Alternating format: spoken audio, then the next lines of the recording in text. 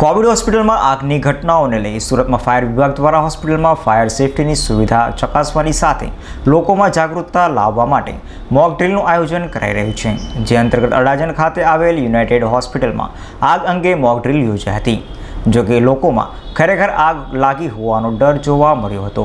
હાલ કોરોનાની મહામારી સમગ્ર દેશમાં ચાલી રહી છે. ગુજરાતમાં કોવિડ હોસ્પિટલમાં આગની ઘટનાઓને લઈ અનેક લોકોએ જીવ ગુમાવ્યા છે. ત્યારે સુરતમાં ફાયર વિભાગ દ્વારા સુરતમાં આગની ઘટનાઓ રોકવા અને તેમાં પણ હોસ્પિટલમાં બનતી આગની ઘટનાઓને રોકવા અંગે મોક ડ્રીલની સાથે સાથે હોસ્પિટલમાં ફાયર સુવિધા અંગે તપાસ શરૂ કરાઈ છે. જે અંતર્ગત ગત સપ્તાહમાં સુરત જનરલ હોસ્પિટલમાં મોક ડ્રીલ યોજાયા બાદ સોમવારે અડાજણ ખાતે આવેલ યુનાઇટેડ હોસ્પિટલમાં ફાયર વિભાગ દ્વારા મોક ડ્રીલ યોજાઈ હતી, જેમાં હોસ્પિટલના ચોથા માળે આગ લાગ્યાનો કોલ મળતા તાત્કાલિક ફાયરની ટીમ સાથે સ્થળે દોડી ગઈ હતી. ફાયર સાથે અડાજણ પોલીસ પણ સ્થળે હોય હોસ્પિટલ સ્ટાફ સાથે મળી મોક ડ્રીલ યોજી હતી અને આગની દુર્ઘટના બને તો કઈ રીતે કામગીરી કરાય તે અંગે ફાયર અધિકારીઓ દ્વારા માહિતગાર કરાયા હતા.